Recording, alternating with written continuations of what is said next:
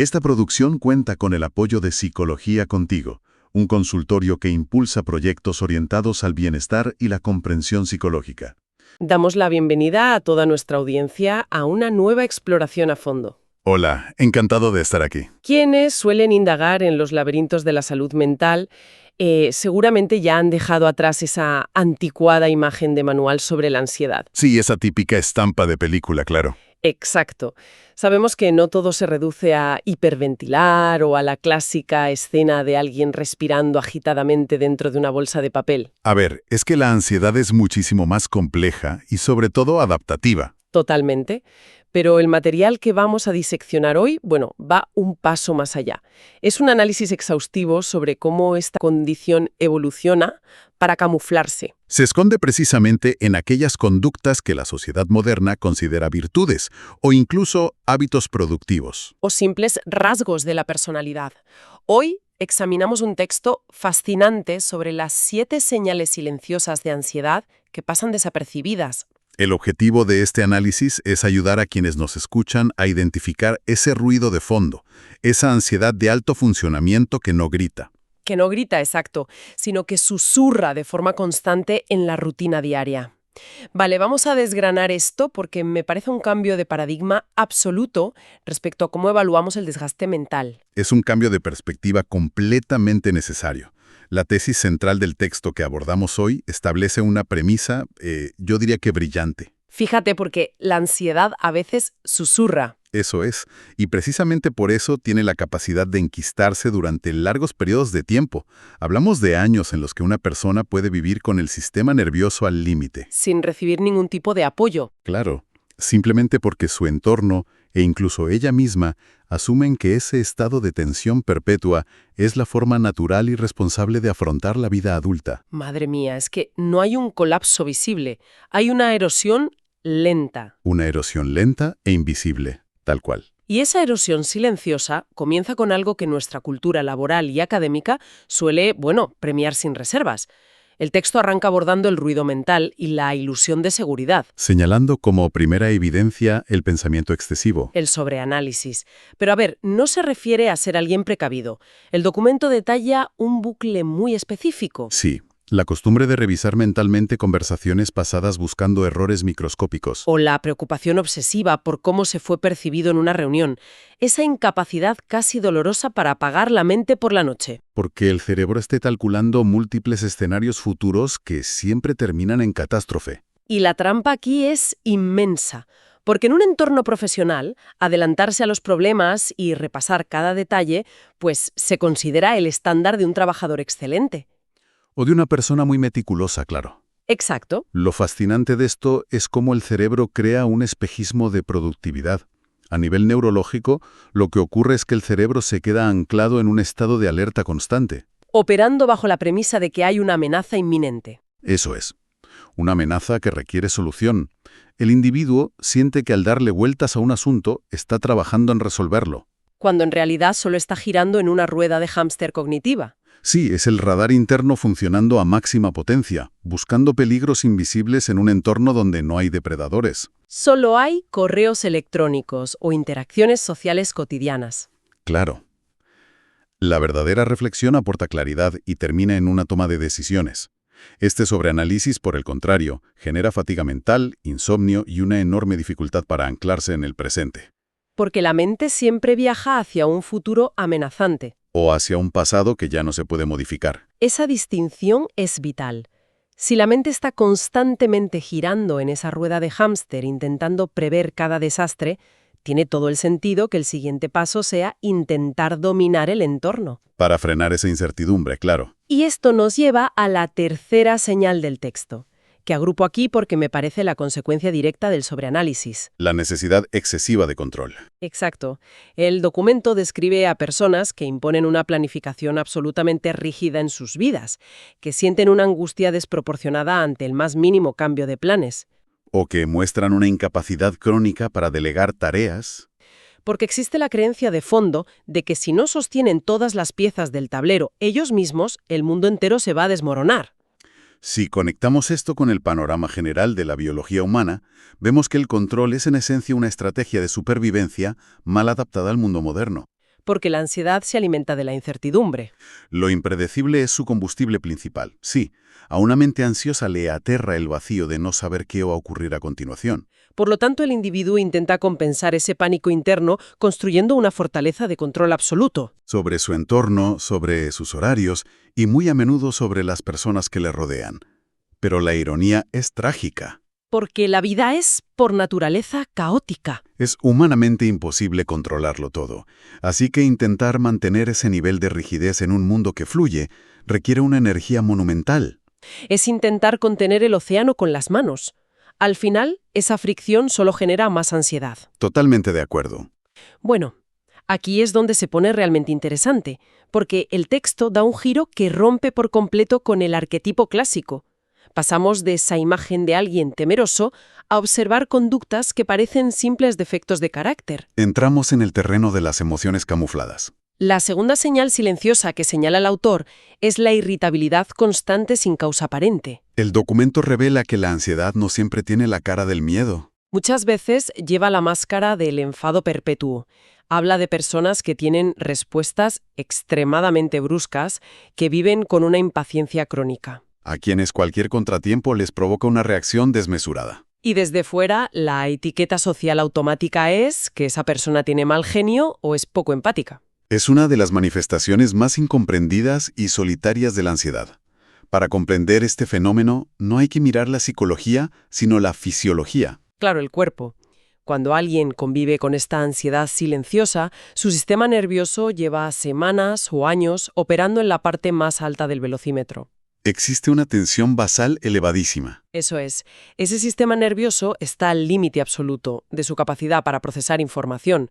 Imaginemos un vaso de agua lleno hasta la tensión superficial. La más mínima vibración hará que el agua se derrame. Y esa gota extra no es un problema grave. Puede ser un ruido inesperado en la oficina o un semáforo en rojo. La reacción brusca no es maldad, ni falta de empatía. Es el sistema nervioso gritando que no puede procesar ni un estímulo más. Esa irritabilidad es el escudo de un cerebro exhausto.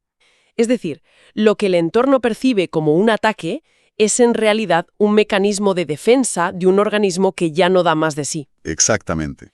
Y esta idea explica perfectamente otra de esas conductas camufladas que la sociedad suele castigar con mucha dureza. El texto la identifica como la sexta señal, la procrastinación constante. Que a primera vista parece contraintuitivo. Totalmente. Se suele asociar la ansiedad con el movimiento frenético, no con dejar las cosas para mañana o perder el tiempo en distracciones. ¿Cómo es posible que el miedo se traduzca en postergación? Esto plantea una pregunta muy interesante sobre cómo la sociedad juzga el comportamiento sin entender los mecanismos subyacentes. Porque la cultura de la productividad etiqueta la procrastinación como pereza. O falta de ambición. Pero, si rascamos la superficie, descubrimos un circuito de evitación emocional de manual. Fíjate. Cuando enfrentarse a una tarea genera miedo al fracaso, o cuando hay una expectativa de perfección inalcanzable, esa tarea deja de ser un trabajo y se convierte en una amenaza psicológica. Y la mente humana, por instinto, evita aquello que le causa incomodidad. Postergando la tarea, el cerebro consigue una recompensa inmediata, un alivio temporal de esa angustia. Ya, pero es un alivio envenenado, ¿verdad? Claro. Porque al posponer la tarea, el problema real no desaparece. Al contrario, la fecha límite se acerca y la presión aumenta. Lo que incrementa el miedo original. Y hace que enfrentarse a la tarea sea aún más aterrador. Es un ciclo de retroalimentación donde la persona no evita el esfuerzo físico, sino que está huyendo de la emoción desagradable. El miedo a no dar la talla se disfraza de «lo haré mañana». La ansiedad tiene un efecto paralizante y la procrastinación sistemática es el síntoma conductual de esa parálisis. Es gestión emocional defectuosa, no mala gestión del tiempo. Y todo este esfuerzo invisible tiene un coste físico ineludible. Y ese coste físico nos introduce de lleno en el peaje somático de la ansiedad, que el texto agrupa en la cuarta y quinta señal, porque la mente no existe en un vacío. La factura siempre llega al cuerpo. El documento describe un cansancio abrumador frecuente, sin ninguna causa física que lo justifique. Esa sensación de llegar al final de la jornada completamente drenados. Con una pesadez enorme y esa mente nublada que impide mantener la concentración a pesar de haber estado sentados frente a un ordenador todo el día. Y, por supuesto, el impacto devastador en el sistema digestivo. Molestias estomacales, nudos en la tripa, digestiones pesadas sin que las pruebas médicas arrojen un diagnóstico. Si conectamos esto con la evolución, cobra un sentido clínico absoluto. La conexión cerebro-cuerpo es bidireccional. Cuando la ansiedad crónica mantiene al cuerpo en hipervigilancia, activa el sistema nervioso simpático. Que es el responsable de la respuesta de lucha o huida. El cuerpo se prepara, literalmente, para correr delante de un depredador. Esto significa tensión muscular, respiración superficial y un ritmo cardíaco acelerado. Y mantener ese motor revolucionado en vacío consume una cantidad de energía metabólica masiva. Por eso el agotamiento es tan real y tan profundo, aunque no haya habido esfuerzo físico. Lo cual explica perfectamente lo que ocurre con el estómago. Si el cuerpo cree que está a punto de tener que luchar por su vida, procesar el almuerzo deja de ser una prioridad. Tal cual. El tracto gastrointestinal tiene su propio sistema nervioso, el entérico, que se comunica con el cerebro a través del nervio vago. Ajá. Cuando el cuerpo entra en modo supervivencia, redirige la sangre desde el sistema digestivo hacia los músculos. La digestión se ralentiza o se paraliza. Se considera un proceso no esencial. Es desolador ver a cuántas personas se les recetan dietas restrictivas o protectores gástricos durante años, tratando esto como problemas estrictamente físicos. Sin considerar que el origen es un estado de alarma emocional ininterrumpido. Es como intentar apagar la alarma de incendios cambiando las pilas en lugar de buscar el fuego. Síntomas físicos lo que la mente intenta normalizar. Y este nivel de alerta nos conduce a la séptima y última señal. Quizás la más descorazonadora. La dificultad o casi la incapacidad absoluta para relajarse en momentos de calma. El documento describe esa inquietud que asalta a la persona justo en su tiempo de descanso. La imposibilidad de sentarse en el sofá un domingo sin sentir que se está olvidando algo. Sin anticipar los problemas de la semana o experimentando esa sensación de que, si todo está tranquilo, es porque la verdadera catástrofe está a punto de ocurrir. El silencio y la paz se perciben como antesalas del peligro. Es el clímax trágico de toda esta cascada fisiológica. Después de años bajo la creencia de que existen amenazas en cada esquina, el sistema nervioso pierde su flexibilidad. Olvida el camino de regreso al estado de descanso. Así que cuando la persona está en un entorno seguro, sin tareas pendientes, el cerebro ansioso sufre un cortocircuito. Interprete esa falta de estímulos no como tranquilidad, sino como un punto ciego.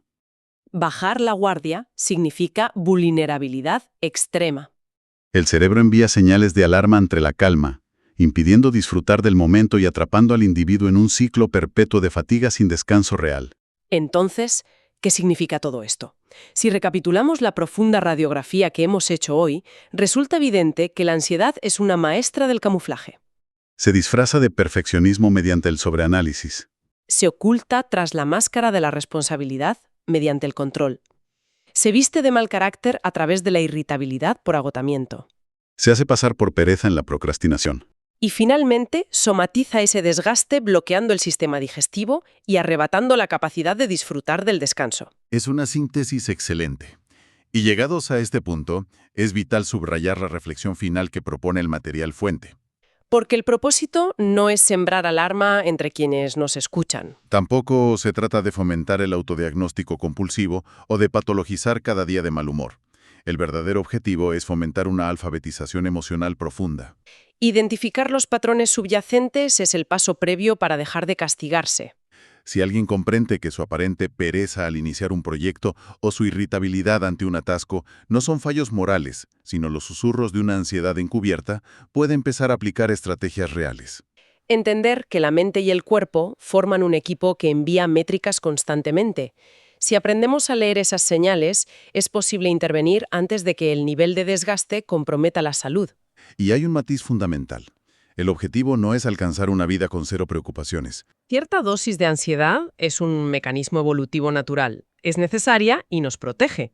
El problema surge cuando permitimos que ese estado de alerta se convierta en una residencia permanente. Tomar conciencia de este camuflaje es el primer gran paso hacia la recuperación del equilibrio.